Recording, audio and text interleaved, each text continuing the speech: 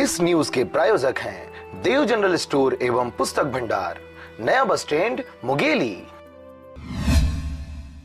छत्तीसगढ़ में लगातार बेरोजगारों की संख्या बढ़ना अपने आप में एक बड़ी समस्या है। एक तरफ राज्य सरकार शिक्षित युवाओं को रोजगार देने की बात कहती है, वहीं बढ़ती बेरोजगारी व आर्थिक तंगी के कारण यहां के युवा आत्महत्या तक करने को मजबूर हो रहे हैं। पिछले हफ्ते ऐसा ही एक मामला सामने आया था, जिसमें बेरोजगारी से तंग एक युवक ने फांसी लगा ली थी। बढ़ती हुई आबादी देश के साथ छत्तीसगढ़ के लिए घातक सिद्ध हो रही है। नतीजे के रूप में सामने आ रहे हैं शिक्षित बेरोजगार, जो बेरोजगारी से तंग आकर अपनी जान तक देने को आमादा हो रहे हैं। छत्तीसगढ़ सरकार बेरोजगारी दूर करने के लिए विभिन्न योजनाओं सहित रोजगार उपलब्ध करवा रही है, परंतु बेरोजगारों की संख्या को देखते वह भी नाकाफी है।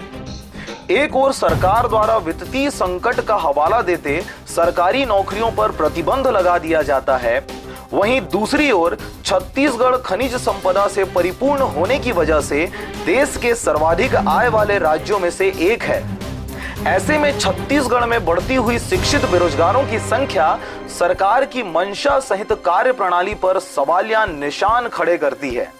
प्रधानमंत्री जी ने जो बोले थे, मैं पूरे देश में प्रति वर्ष 2 करोड़ लोगों को रोजगार दूंगा, जो आज तक नहीं दिए, जो रिटायरमेंट हो गए, जो खाना पूर्ति भी नहीं कर पाए रिटायरमेंट की, जो 50 लाख की भर्ती करनी थी वो भी नहीं किए हैं। रोजगार देने की बात तो बहुत दूर की बात है। उसी प्रकार हमारे यहाँ भारतीय जनता पार्टी की सरकार विगत 15 वर्ष हो रही है, यहाँ पे मौजूद है। उसके बाद रोजगारी के बाद बेरोजगारी दूर करने की बात कहते, किसी भी बेरोजगारों को रोजगार नहीं मिला, उल्टा आउटसोर्सिंग के जरिए बाहरी लोगों को यहाँ पर रोजगार दिया जा रहा है, स्थानीय लोगों को रोजगार नहीं दिया गया। आज स्थानीय को रोजगार दिया जाता तो ये राजकुमार नाम का जो भाटापारा का लड़का था लोधी ब्लॉक का, वो आत्महत्या करने के लिए मजबूर नहीं होता। अभी तक 39,000 से 40,000 छात्रों की मौत हो चुकी है बेरोजगारी से। और ये मुंगेली हमारा जिला है, वहाँ एक लोधी के पास भाटापारा गाँव में एक छात्र ने आत्महत्या की बेरोजगारी के चलते। ये हम इनका निंदा करते हैं और शासन से ये मांगते हैं कि बेरोजगारी भत्ता, एक बेरोजगारों को अगर नौकरी दे सकती तो बेरोजगारी भत्ता दे। आज देखिए, अभी फास्टरपुर में 1 साल पहले आत्महत्या हुआ था, किसान का बेटा आत्महत्या किया था। अभी 2 दिन पहले लोरमी में आत्महत्या हो रहा है। क्यों हो रहा है? जब बेरोजगारी अगर नहीं रहता तो आत्महत्या क्यों करते? बीजेपी का सरकार दोषी है, रमन सरकार दोषी है इसमें।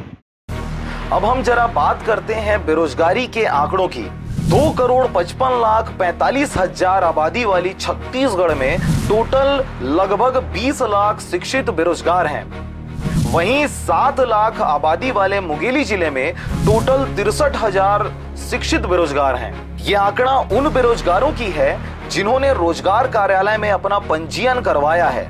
रोजगार कार्यालय में पंजीकृत बेरोजगारों के आंकड़ों के अनुसार जिले में इतने बेरोजगार हैं, मगर अभी अभी पढ़ लिख कर निकले व रोजगार कार्यालय में जिनका पंजीयन नहीं हुआ है, उनकी तो हम बात भी नहीं कर रहे हैं। आज पेपर में रमन सिंह के द्वारा एक स्टेटमेंट आया कि सरकारी नौकरियों पे 1 साल की पाबंदी कर दी गई है। तो अब कहाँ जाए हम बेरोजगार जैसे लोग? ऊपर से हमारी डिग्री इतनी रखी है, पर डिग्री होने के बावजूद भी हमें छत्तीसगढ़ सरकार में, छत्तीसगढ़ शासन में नौकरी नहीं मिल पा रही है। सरकारी नौकरी, ऊपर से प्राइवेट सेक्टर में भी ढूंढने पे इतना सारा कॉम्पिटिशन्स है, तो कैसे करेंगे? रोजगार की दावे करने वाली सरकार के राज्य सहित जिले में शिक्षित बेरोजगार की संख्या कहीं न कहीं राज्य सरकार की दावों की पोल खोलती नजर आ रही है। ऐसे में राजकुमार रूपी शिक्षित बेरोजगार आत्महत्या ना करे तो क्या करे, ये सोचने वाली बात है। मुंगेली से विनय राज व कैलाश कुमार के साथ ब्यूरो रिपोर्ट, आरजे रमजाजर।